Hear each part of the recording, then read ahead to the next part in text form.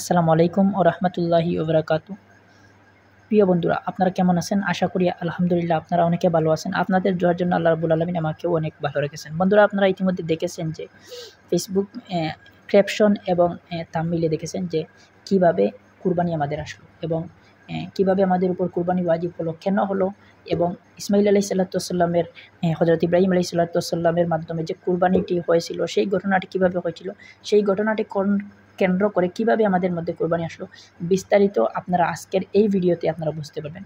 তো আসুন সময় নষ্ট না করে ভিডিওটি শুরু করে যাক। তো ভিডিওটি শুরু করার পূর্বে ছোট্ট একটি রিকোয়েস্ট আপনাদের কাছে, ইউটিউব থেকে ভিডিও দেখলে অবশ্যই সাবস্ক্রাইব করবেন এবং ফেসবুক পেজ থেকে যদি দেখতেছেন ওইরকম হয়ে থাকেন তাহলে অবশ্যই ইসলামিক ট্যালেন্টস নামক পেজটি ফলো করে ভিডিওটি শেয়ার করে আমাদের সাথে থাকুন। আসুন শুরু করা যাক।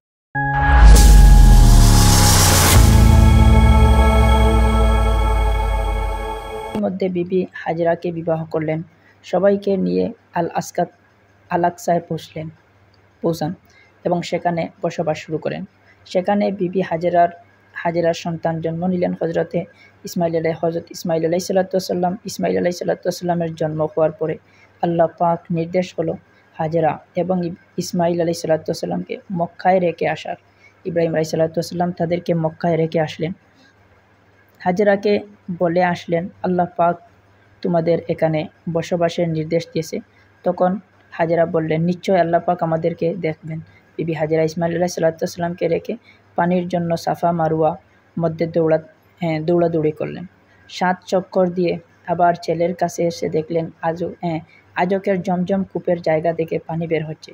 আল্লাহ পাক 7 বার চক্কর পছন্দ করার এটি ওয়াজিব হয়ে দিয়েছে ইসমাইল আলাইহিসসালাম এর বয়স যখন 9 বছর হলো। আল্লাহ পাক ইব্রাহিম আলাইহিসসালামকে স্বপ্ন দেখালেন, ইব্রাহিম তুমি কুরবানি করো আল্লাহ পাকের সন্তুষ্টির জন্য। তখন তিনি পরপর 3 দিন 100 উট কুরবানি দিলেন। নবীদের স্বপ্ন ওহী হিসাবে গণ্য হয়। পরে বলা হলো, প্রিয় পুত্র ইসমাইল আলাইহিসসালামকে কুরবানি দাও। সেই স্বপ্ন আবার ইব্রাহিম আলাইহিসসালাম সেহরির মধ্যে রওনা দিলেন। বিবি হাজেরার কাছে পৌঁছে বললেন, আজ আমাদের একটি অনুষ্ঠান আছে, ইসমাইল আলাইহিসসালামকে প্রস্তুত করে দাও। সাথে ছুরি নিয়ে ইব্রাহিম আলাইহিসসালাম ইসমাইল আলাইহিসসালামকে সাথে নিয়ে মিনার দিকে রওনা হলেন।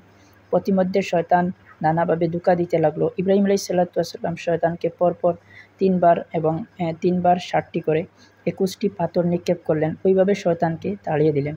এটা ইব্রাহিম আলাইহিসসালামের স্মৃতি। বর্তমানে যেখানে শয়তান নেই তারপরও পাথর নিক্ষেপ করা হয় শয়তানকে লাঞ্ছনা দেওয়ার জন্য। মিনার মাঠে কুরবানি করার জন্য ইব্রাহিম আলাইহিসসালামকে আদেশ দিলেন। যখন ইব্রাহিম আলাইহিসসালাম ইসমাইল আলাইহিসসালামকে বললেন, আজ তোমাকে এখানে নিয়ে এসেছি আল্লাহ পাকের একটি আদেশ পালন করার জন্য। ইসমাইল আলাইহিসসালাম বললেন, বাবা, আল্লাহ পাক আপনাকে যে নির্দেশ দিয়েছেন সেই নির্দেশ অবশ্যই পালন করবেন। আমি অবশ্যই ধৈর্যশীলদের অন্তর্ভুক্ত হয়ে যাব, কোনো ধরনের প্রতিবন্ধিতা সৃষ্টি করব না। তখন ইসমাইল আলাইহিসসালাম একটি নসিহত করলেন, বাবা, আপনি আমাকে যখন কোরবানি দেবেন আগে আমার শরীরের অঙ্গগুলো রশি দিয়ে বেঁধে নেবেন, কারণ আমার নড়াচড়ার কারণে আপনার কাজের সমস্যা হবে। তৃতীয়, আপনি আমাকে উপর করে কুরবানি করবেন, কারণ চেহারা দেখলে মায়ার কারণে আল্লাহর হুকুম পালন করতে দেরি হতে পারে। আর তৃতীয়ত, রক্তমাখা জামা দিয়ে মাকে সালাম জানাবেন। পরে তিনি কুরবানির জন্য প্রস্তুত হলেন। ইব্রাহিম আলাইহিসসালাম ছেলেকে মাটিতে শুইয়া চোখ বন্ধ করিয়া ছুরি লাগালেন। ফেরেশতারা দেখতে আসেন রুহে মুহাম্মদী সাল্লাল্লাহু আলাইহি ওয়াসাল্লাম যদি কুরবানি হয়ে যায় শেষ নবী পৃথিবীতে কিভাবে আসবেন। আল্লাহ পাক ইব্রাহিম আলাইহিসসালামকে পরীক্ষা করেছিলেন। বারবার ছুরি চালানোর পর ইসমাইল আলাইহিসসালামের পশম কাটেন। ইব্রাহিম আলাইহিসসালাম হাতের ছুরি নিক্ষেপ করলে পাথর কেটে 2 টুকরা হয়ে যায়। এর মধ্যে আল্লাহ পাক জিবরাইল আলাইহিসসালাম ফেরেশতার মাধ্যমে আসমান থেকে একটি দুম্বা পাঠিয়ে দিলেন। জিবরাইল আলাইহিসসালাম আসতে দেরি করলেও আসমান থেকে আসার পথে ডাক দিলেন, আল্লাহু আকবার, আল্লাহু আকবার।